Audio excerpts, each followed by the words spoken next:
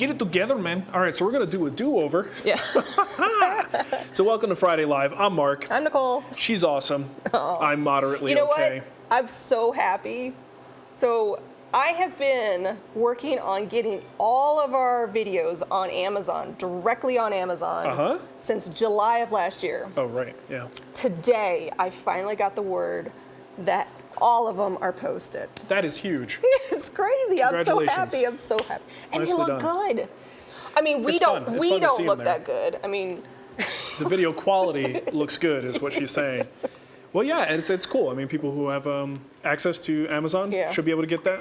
Can you use it? Seasons. If you have the Amazon Prime app on a non-Amazon device, it will work, right? Yes, I have an Amazon Prime app on my phone. Okay. And so you could just pull it up. And that is fan-flippin-tastic. It looks so good. So, you know what? We're going to basically take all of our questions today from the chat room. We don't have pre-selected questions from Patreon like we usually do. So this will be a lot of just whatever is on your mind. Nicole will try to snag questions. Yeah, I'm going to try because they're like boom, boom, boom, boom, Yeah, because boom. I already let them know in the chat room. So they'll have a few questions there. But before we get started, let's talk on a personal note. Everyone loves the personal anecdotes, right? That's why they come here. So I got bit by my dog. Yeah? And actually, it doesn't look like I'm infected. I was going to say, it looks good. So the new puppy bit my ear, and you know how puppy teeth are like little needles? So he got me right in an old closed earring hole. And it went in pretty far. So it was bleeding. I didn't even know it was bleeding. Nicole told me hours later, she's like, what is hanging off of your ear? And it was just dried blood. So yesterday I got really warm and red, and I got a little bit nervous that it might get infected because I hadn't really addressed You were talking to somebody that was someone nurse. on Facebook was a nurse and an anesthesiologist and was like, oh, you got to irrigate it for as long as you can stand. I'm like, I didn't irrigate it at all. It just sealed up. So I went to the doctor and I got a prescription for an antibiotic just in case it flares up this weekend. But it looks like I'm going to survive. Yeah, it looks good. It looks way better than it did yesterday. Yeah, I'm not going to lose my ear, so that's because you were putting Neosporin on it too, so that's good. Yeah, so there's that. And Nicole got a ticket. And she wanted me to talk about this, but I don't know how we can't talk about this. So she calls me and she's like, Dad! So she got pulled over. And then she's telling me, now I'm not 100% sure where this happened. So she's like, it's so stupid. Everyone else does it. So she made an illegal left coming out of a parking lot. Yeah. And she's it's an apartment complex. And I'm like, well, which one is it? I'm trying to think. So she is just really angry at this cop. I'm angry because it's so unfair. He's just sitting there waiting, and we saw it today. I saw two people make the left, and I'm like, where's the cop? So she's like, basically describing the situation, and it seems like a place where you could very easily make a left, and a lot of people do, and it was just, okay. It's one of those things where the traffic signal just, the setup isn't appropriate for the situation. We go there today, and I look at it. It's one of those things where you're coming out, and there's the triangular median for outbound traffic and inbound traffic. So in order to make this left, you actually have to come out this way and then curve around. It is so not intended. There was zero traffic, and I crossed my mind for a second. I'm like, so at that point, I was like, Nicole, you deserve that ticket. I don't care that everyone else does it. It was so funny too, because he comes up there and I'm just like, this is what you were complaining about? Because I haven't had a ticket in a long time. Yeah. Like 10 years. Classic Nicole. Because I'm straight and narrow, but when you're in a rural area and there's just no traffic, people, it's just, there's some wiggle room to that. I grew up in a very rural area too. Good thing you didn't find your weed. Okay. Anyway, but I wanted to just say, he comes up, he goes, so you know why I pulled you over? I said, I took a left. He goes, yep. I was like, can you just give me a warning? I was just getting coffee. Yeah, poor Ava's in the back seat going, I don't know what's going on. Who's that nice guy? All right, so let's get on with it. Yep, we got a personal package. segment. Yeah, we do have a package. I want to show you guys something here. This is from John and Hampton. Marilyn. Marilyn contacted me, I think last week. So Marilyn, this is amazing. Came fast. So I have seen these. Oh, we put the Blood Whisperer on the front. Cool. So have you guys ever seen these? I've seen a few people do them at shows. I've seen them on display, and I've always been in awe of these wooden cowboy hats. Yeah, he makes them and sells them. And oh my gosh, this is made this from is alder. One of his practice ones that he This is unbelievable. Isn't it cool? And I'm going to wear this for the rest of the show. So he's this at is Hampton Woodcraft. Yeah, hamptonwoodcraft.com. Wow. And you can see all of his different turning and his And it says the Wood Whisperer on the front. I have no idea. Is there anything else in there? Howdy, man. Howdy, ma'am. I want to get my fake mustache on, like when I was on the rocking Why horse. don't you just shave? Okay, shave everything but the mustache. That is how they make mustaches. That is. Who knew? Yeah. This is fantastic. Thank you so much. Oh, there's something else in here. Oh, is there? Oh. Snap. Looks like a candle stand Aw. of some sort. I think so. It's maple. It looks like a Pretty. candle stand. Yeah. We'll find out for sure. Well, thank you so much. I don't want to we spend too much just time got opening this gifts here, morning. but John, this is amazing, dude. Thank you. And again, I'm going to run out of places to put things on the wall because He says, "Dear Marc and Nicole, happy Friday. Your show is fun to watch and entertaining because I can't try all the tools and products that are out there. It's nice to have someone to give an honest review, good or bad. From my shop to yours, I hope it fits. This hat was turned on a Powermatic 4224. blade, and the hat stand. Oh, this is the hat stand. Hat stand. Duh. Oh my gosh. Let's put a candle on it. What? Well, it looks like a candle stand. I know. Okay. Well, the reason I was hesitating was because it's rounded on the yeah. top, which would not work for a Right. candle. There you go. That's why. Oh, that's awesome. A doy. Yep. Well, this is awesome. So Thank you so John, much. Marilyn, thank you. Thank you, It's partners. really nice. That's really So cool. Like I don't even like. I look at that and I go, where do you even It's start? so fragile. I mean, It's very this thin, is yeah. I less, think he gets them thinner too. less than 1/8 of an inch Yeah, it's amazing. around the rim like that. Oh my gosh. Gorgeous. Thank you so much. I'm going to wear that all day. I think we were at AWFS when we saw someone I'm gonna turning go. Yeah, a hat. definitely. Well, Maybe it was attention getting. John. I'm gonna walk the dogs later wearing this around the neighborhood. You think that'll be cool? Yeah. Okay. All right. Man, I need a haircut. All yeah, right. yeah, you do. I was noticing that the other day. I'll go today. Marco Zurath just said, did a super chat and said, would rigid be a good option for cordless tools? Sure, why not? Rigid makes good stuff. Mm-hmm. I mean, I know people who even have their table saws and they've got a thickness planer and they've got decent tools. I got no problems with rigid at all. Yeah. Charles B. Kenneth in the Facebook chat says, have you ever made a video on raised panels for a study? For a study? Study? That's just how I said it. Well, I don't think raised panels care if they're in a study or a kitchen or anywhere else. And we do have a video on that. There is a video. We have a video for that. If you go to our website and search raised panels, you'll find a video where I show how to make some raised panels. Sometimes I feel like I'm being a smartass, but I'm actually You're always a being smartass. honest. Staturus Prime, what do you think is the easiest way to make dado cuts in material? Dado stack in a table saw, router on a sliding track, other methods, what do you prefer? You know, it'd be great if someone would write a book about joinery and the different options for new woodworkers who are having trouble deciding what is the best method for me. Yeah. You know, someone should write that book. Yeah. And I'll get started on that today. Okay. That is actually part of what I'm writing about. In fact, I was just recently closing out a chapter on how to cut dados in various different ways. The thing is, there's all different ways. It comes down to your personal preferences and tooling, what tooling you have access to, and what gives you really good results. For me, I really like using the dado stack at the table saw. It's a super efficient, very clean way to make the cuts. And whether you're doing dados or grooves, you know, with the grain or perpendicular to the grain, the table saw setup is definitely going to be the way to go for me. The key there, make sure you're putting downward pressure. So get some push paddles as you're pushing it through, something like the gripper. I have those, I think it's the Bench Dog brand, the orange ones. You got to put downward pressure because a dado blade always wants to lift the workpiece up. So if you don't put downward pressure, you wind up with an uneven depth, and that's usually why I will grab my router plane to clean it up and even it out. But you can avoid that if you have consistent downward pressure. So table saw, dado stack for me.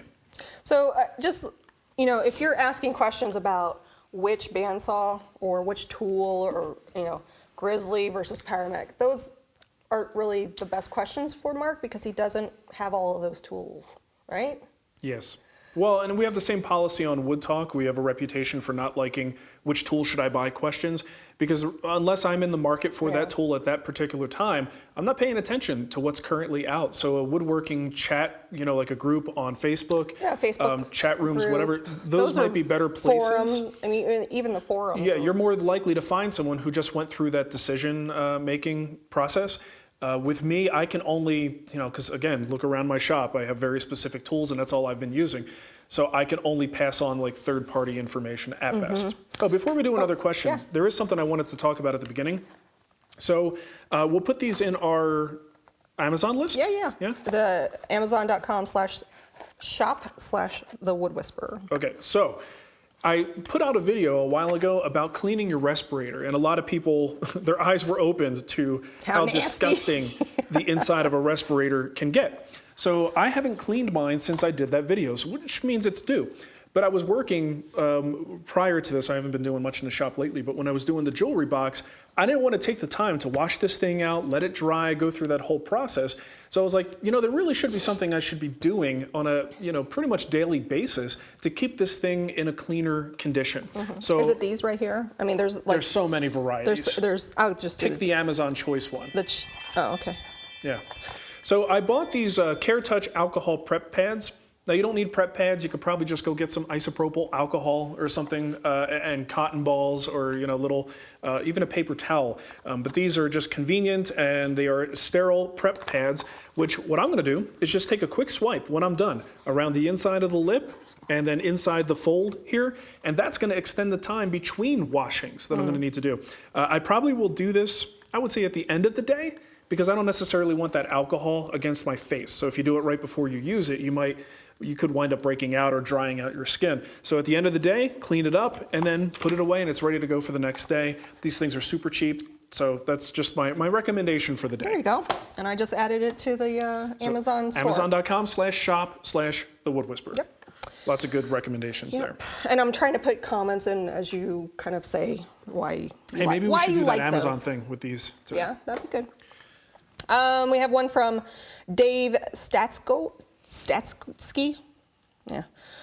If you had a choice between MDF and Baltic Birch for a router tabletop, which would you use? Ooh. Oh. Is it really that hard of a question? Yes. MDF is just, geez. I think Baltic Birch, if it's nice and flat, is probably going to provide the more durable surface long term for you. Just because it's got a little bit more rigidity, it probably won't bow as much or sag if you have a heavy router attached to it. But honestly, if you do a layup and you're going for a nice thick top, maybe like a double layer of MDF, that's going to be pretty good too. So you could probably choose either. I think I would be inclined to go with the Baltic Birch just because of the, I would hope, and I'm kind of speculating because I don't have numbers on this, but I would hope a double layer of Baltic Birch would resist warping and bowing and sort of the sagging that's going to occur from a really big router, resist that a little bit more than MDF would. Joe Allard, any advice on dyeing a spline green all the way through so when you plain sand it flush, it will still be green on the inside? I've never done this. I've heard people doing things like this, and I've always wanted to try it, just never got around to it. So if you cut material thin enough, you can sometimes sort of, I'm going to use that word that I love so much, impregnate. You can impregnate the wood with color particles and dye. So one of the ways that people do this is with a vacuum. So you can actually try it. I don't know how well it's going to work. So minimally, you can put some dye solution in a piece of Tupperware and throw your spline in there, let it soak. See how deep it goes. I don't know exactly how far the material will penetrate into the spline. But one other thing you could do is if you have one of those sealer food saver things for the kitchen, you can get a vacuum seal bag, put the liquid in there, put the splines in there, and then suck out all the air. And that should encourage, just like you're tenderizing a nice steak. Oh yeah. You can actually encourage the liquid to go into the pores inside the wood. And again, I don't know how well it works or at what thickness it stops working, but those are the two more or less approachable methods that I would try to see if it works. Cool. We have a couple guild related questions. Adam Comfort says, between Marc and all the new teachers in the guild, are there plans to incorporate any carving work into a furniture build, like a ball and claw foot, similar to what Matt's final and fan carvings? Finial. Oh, sorry. Maybe. I mean, we would have to, it's obviously we're talking about like reproductions at that point. If we're going into ball and claw, it would require us to find someone who wants to do that and then for me to film it. I don't really I might be I could be convinced to like take a class on how to make a ball and claw foot just because I'd be interested in it. It is unlikely that I will ever build anything with a ball and claw foot. So I'd have to, never say never. There's always a possibility we'll work with somebody to bring something like that to the guild. NS says, are you looking to add more presenters to the guild in the future? I'd love to see Chris Salomon from Four Eyes Furniture do a detailed guild build project. Yeah, we are going to be adding more people.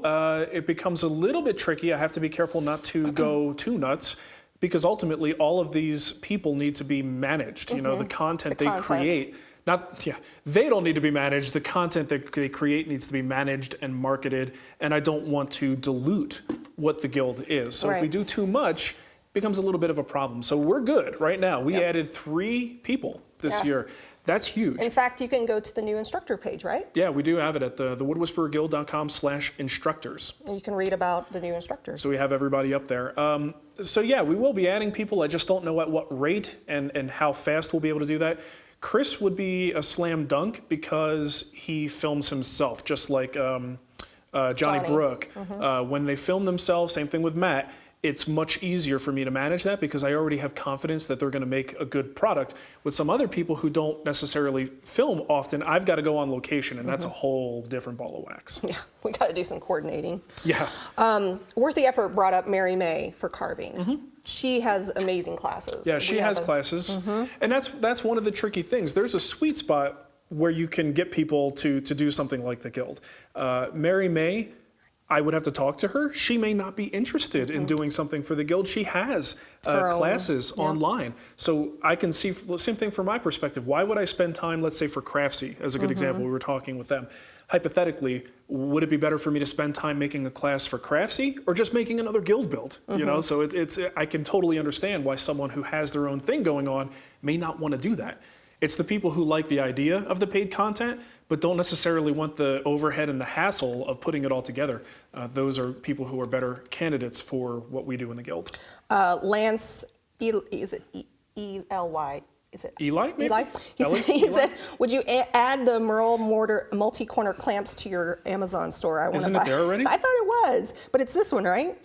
Yeah. The multi-corner clamp. I'm really surprised that it's not already there. Yeah, I thought I had it. It might be further down the list, but I'll add it. Okay. I'll do it. Yeah, that's a good clamp. Yeah. I'm digging it. Loving it. So what else we got? We got a question from Joel Warren. I wanted to build some of rotating can racks for my pantry. Oh, like a Lazy Susan. How would you go about building a template to reproduce them with a template bit on a router? You're just talking about the circles? I don't know. Because you basically have these circular plates. It's attached to a system, and it's kind of just a Lazy Susan deal. And I'm guessing he's looking to make the circles and wants to template route them.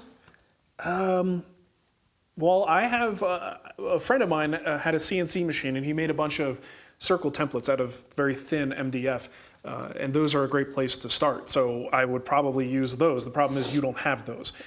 So I think the best you could probably do is use a compass or make your own with some sticks and make a circle of the diameter that you're looking for. Cut it out rough at the bandsaw, smooth the edges. If you can develop a jig, you can actually put a center point in there and put it on to the bandsaw and make that circular cut so you actually get a nice perfect circle as you're turning it around. So look for like circle cutting jigs.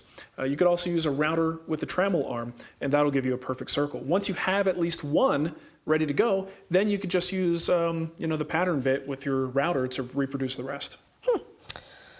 All right, we have I think I have a super chat from Ness G. She's in the chat. Good day. Good morning, or good evening.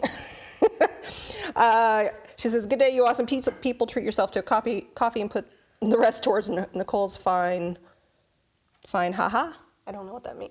Fine, my fine, yeah. Yeah. It was expensive. Your weed. No, the ticket. Oh, I thought you were like the fine stuff, like the good stuff. Oh, my ticket. Okay, yes, your vehicular incident. Have a great week. Everything comes back to Nicole. You always make me laugh. Her stuff. Your fine stuff, Nicole. Lenny, do you know how to pronounce his last name? I just call him Lenny. No, Hey, Lenny. there's a lot of Y's and there's other vowels in V. We are one to talk. We have so many Oh, vowels in sure. our I last understand name. when people mess up my name. Alcohol dries out rubber. Is there a specific pad for mask? I love to barbecue, so when someone said glazing wood, I went, what's the deal with glazing? So does that have alcohol in it? These are alcohol prep pads. Yeah. Well, the thing is, though, it may have alcohol in there, but I have a lot of grease on my face. So I am really not worried about what the alcohol is going to do to this rubber because I really feel it's quite well protected by some Italian grease, a little bit of olive oil. So a quick swipe with an alcohol prep pad I don't think is really going to create problems with the rubber unless you're really excessive about it. Yeah. What I'm doing is wiping away the grease and the schmutz from my face to get it back to being just rubber. And what was the question about barbecue? Glazing. So when someone said glazing wood, I went, what's the deal with glazing? Glazing wood? I'm not sure. Or glazing barbecue? I don't know. When did we talk about that? I don't know, but now I'm thinking about the barbecue glazed shrimp that I make. yeah, Remember yeah. that with that rum glaze? No, So we good. haven't had that in a long time. We haven't. Glazing is just in a nutshell. Have you seen cabinetry? A lot of times it's like kitchen cabinets where it kind of just has crap in the fine parts and the corners.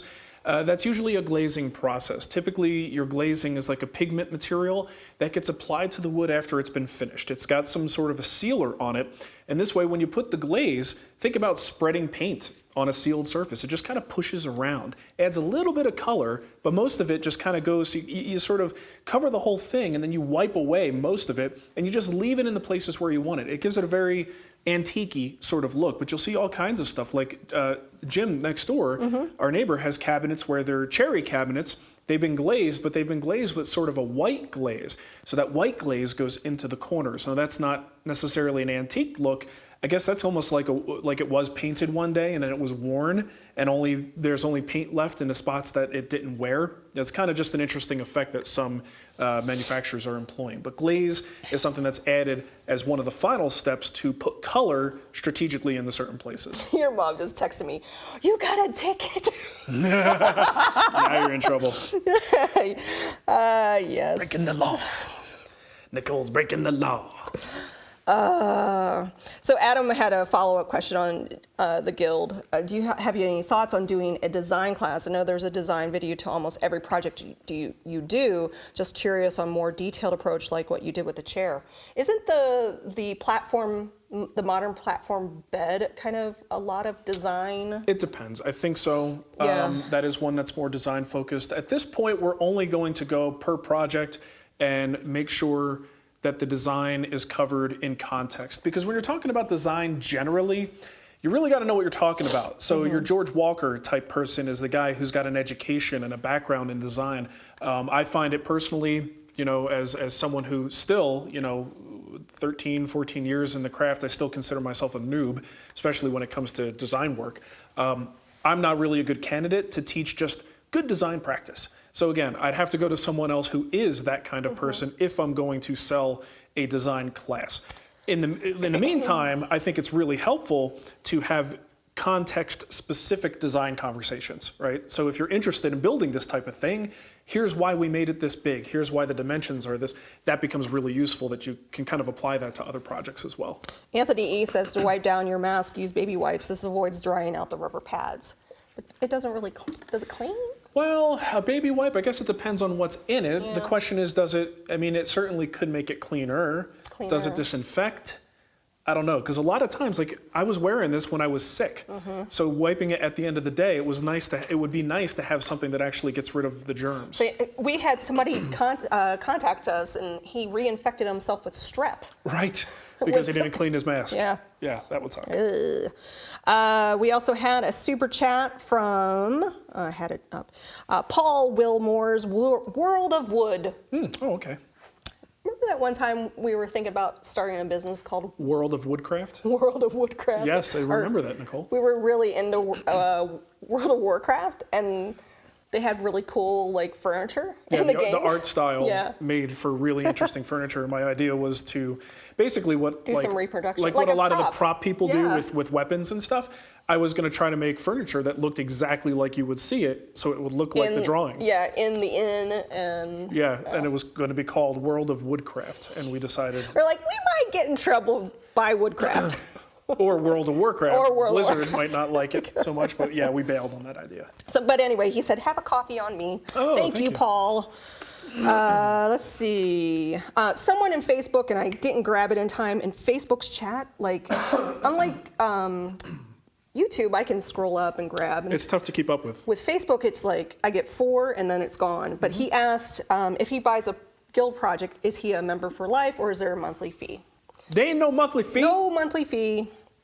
You just buy a project and you're in. We used to have a yearly thing, but even Yeah. then, you didn't necessarily lose access to the site. You always had access to the Yeah. site. So we have a policy where if you buy a project, you're a guild member for life, and that's asterisk because it's for the life of the site. If Yeah. I make a major change and the guild goes away, then I have no obligation. Probably not gonna happen Just anytime download all soon. your projects, and then we're going to go our merry way. But yeah, we don't deal with the monthly business. We don't take anything away from you once you have it. And if you're still not sure, there's a free project, the picture frame project. Picture will give you frames. an idea of what to expect once you get in. Mm-hmm. And I will say, I forgot to mention, we did get a new guild student discount added. Oh. See our Muterspaw Lumber. Right. They are in Ohio, about 2 hours from Marc Adams' school. Okay. So they're doing 10% They've for been our an guild members. advertiser with us for a long time. So, and they do online shipping too. So like Bell Forest, they ship online. So if Mm-hmm. if you're in the market for some wood, we have 2 awesome lumber dealers, part of the guild discounts. Cool. Daniel Cameron, do you have any special steps for electronics in the shop? If so, what are they? I'm thinking of putting speakers, a computer, and a TV to watch your shows when I'm not running the power tools. Well, I consider pretty much everything in the shop to be Sacrificial? sacrificial. Yeah. I try to keep my stuff as clean as possible, but if it goes, I'm not too surprised. So I've got a video camera. I'm working on the book right now, so I actually have my Canon 80D over here with a really nice lens. I've got 2 big speakers over there. I have a Sonos. I have my computer, a router, and just a couple other pieces of audio gear in here, and then a bunch of things charging.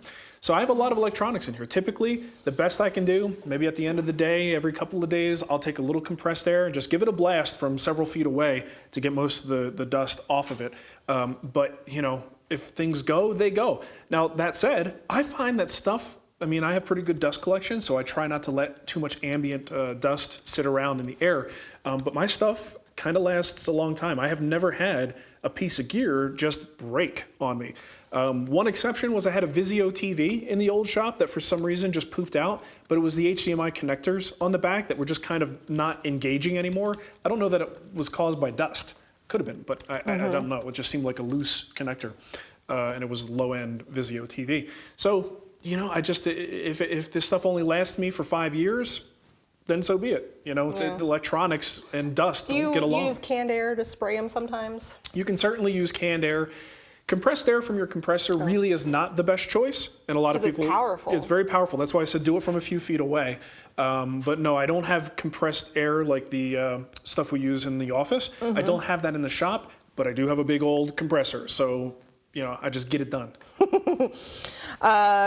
Daniel Allen, I'm looking to get a drum sander. The prices vary significantly based on width, based on what you have for yours.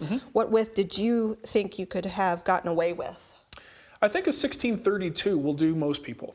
If you have an open-ended one, you can get 32 inches if you flip the piece around. And most of the stuff you do will fall within that 16-inch range. I have one now that's the 2244 by Powermatic. You know, 22 is better because I could fit wider things under there. But how often do I use all 22 inches? Or for that matter, 44? Almost never. And I don't think I have yet since I have had this one. So a 1632 is going to be a good choice for most average, you know, woodworker shops, people like us, I guess you could say. And you'll find in the 1632s, there's some pretty good options for you between Powermatic, Supermax. Those are really the 2 big Jet as well. Jet, Powermatic, Supermax, and there's probably a few others. But Supermax is doing great these days. They're making some great drum sanders. I got a question from Kevin Windsor. He had been trying to put a question up on Patreon, but I guess he was putting a link and Patreon was taking Oh, you mentioned that. Yeah, so earlier in the week. I think this is his question. He says, have you ever used left-handed rasp? I notice the right-hand rasp that I have cuts best angled to it left to right. Do the left-handed rasps cut better right to left? I've never even thought about it. Oh, really? I think if I'm right-handed, so if I bought a rasp, I would buy a right-handed rasp. I've never even held a left-handed rasp, so I don't know. It's an interesting thought, though. But as a right-hander, I would assume it's made to work best for right-handed people. So if it's not working the way you expect it to, maybe you're using it wrong, or your preference for how to move it is not typical. It's hard to say for sure, but again, I only have right-handed rasps, and they seem to work okay for me. Stumptown Woodwork says, I tried to leave it on Patreon, but I couldn't. Oh, I thought you said you were trying to leave Patreon, but you couldn't. I was tried to leave, but they won't let me go. We have a problem then, because I've gotten a number of people. I think the most recent Patreon debacle caused a few people to re-examine Patreon, for better or for worse. And I've gotten a number of emails from people who are like, you know what, I want to support you guys, but I'm just not digging this Patreon thing. Yeah. I'm going to go buy a guild project, and I will buy one project a year. And I'm like, well, that's fine. We don't look a gift horse in the mouth, but I actually do prefer that you get something substantial in return for your money. So if you want to support the show, don't think that Patreon's the only way to do it. Get yourself a project in the guild, and we absolutely appreciate that kind of support. Andrew Mills said, I'm looking at your Amazon list, tools in my shop. Oh, it only has 16 items. Oh, Andrew, you're looking at the wrong list. That's the wrong one. Amazon.com/shop/The Wood Whisperer. Yep. Why do we have a different list? Because well, that was a new thing they set up, right? Yeah. Amazon's doing a lot of new things with their influencer campaigns, and we're part of it, and so we get a lot of things early. So we're just trying different things, and you might see us do some weird things over time. But this is a new thing with the influencer page. So Stumptown Woodworks has the question, repairing an old church pew 10 feet long. New and old parts have been stained. Will use shellac to keep the stain from bleeding. Will hold up to lots of butt traffic. What's the question? Hold on. I don't know. I got totally sidetracked thinking of that stupid old joke about man who farts in church sits in his own pew. I've never heard that joke. You never heard that? Oh my God, where have you been, Nicole? No, I've never heard that joke. Oh. I think it was like Confucius, a Confucius thing. I can't believe you never heard that. No, and I had to sit in a lot of pews. Yeah, I'm sure you do. Okay, now that we have kids, we're both sitting in a lot of pews. No, our bedroom was a big pew. Last night it was pretty bad. So he says, repairing old church pew 10 foot long, new and old parts have been stained. We'll use shellac to keep the stain from bleeding. We'll finish, hold up to lots of butt traffic. Will the finish hold up to lots of butt traffic? Lots of butt traffic is hard on any finish. If you've ever seen things like that, if it's a real, stained wood piece or whatever, it's people's pants, jeans, all this stuff riding up against there. Eventually, it seems like any finish is going to lose that battle. It's just a matter of time. But I think you're probably best off with some sort of a thick film finish to sort of, stave off any wear and tear that would go into that stain layer, which is when it really starts to look bad.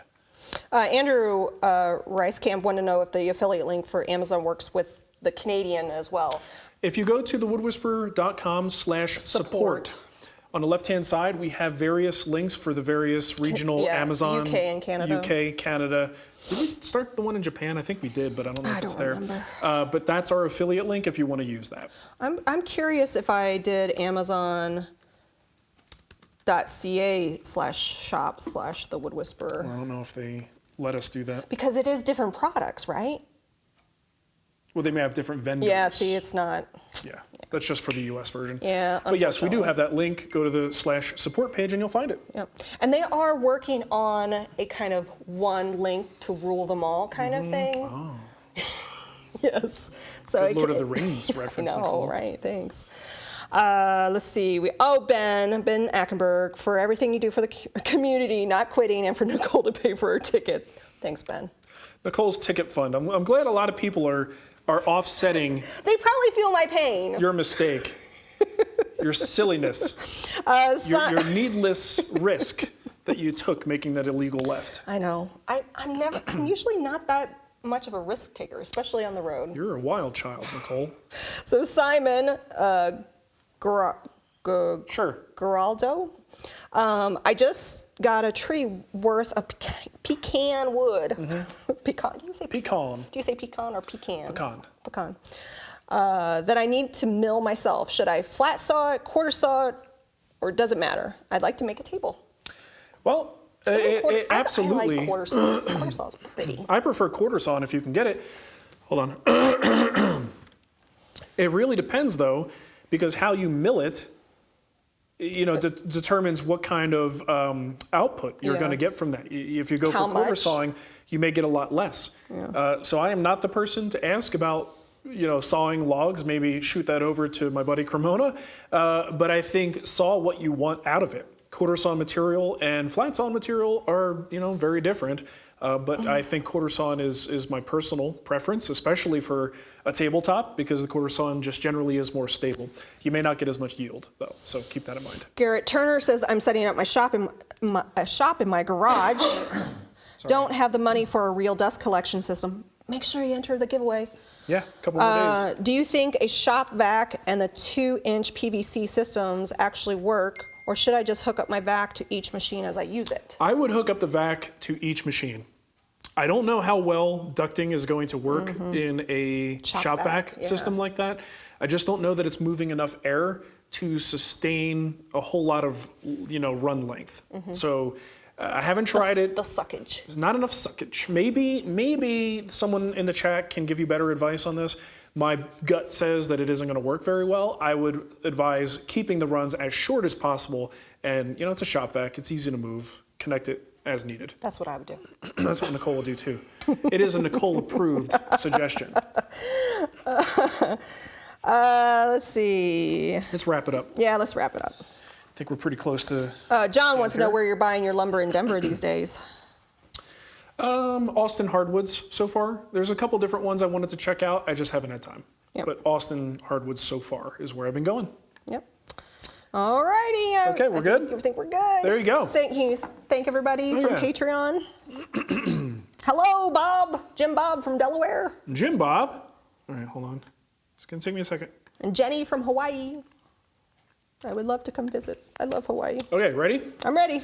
T. Dan, Triple J Customs, Carl Thorpe, Melinda Onter, John Kadosky, David Cheney, David Loomp, Daniel Volstedt, Benjamin Bodner, Nick Vandrew, and Ryan Davies. So thank you so much, folks, for helping us out. Those people went to patreon.com/woodwhisperer and signed up for a little recurring monthly donation. Yep. We appreciate that. We do. Oh, burp. Okay. So thank you for watching, everyone. I'm going to go in the kitchen and burp really loud. Was it the coffee? No, I don't know what it is. And thank you again, John, for that hat. That's amazing. It's gorgeous. That's awesome. Yeehaw, cowboy. I'm going to go rustle up some little fillies. I don't know. You know what the little fillies are, right? Yeah, they're horses. No, they're women. It's slang for women, but a filly is a reference to a horse, Nicole. Yeah, I know. You are the worst.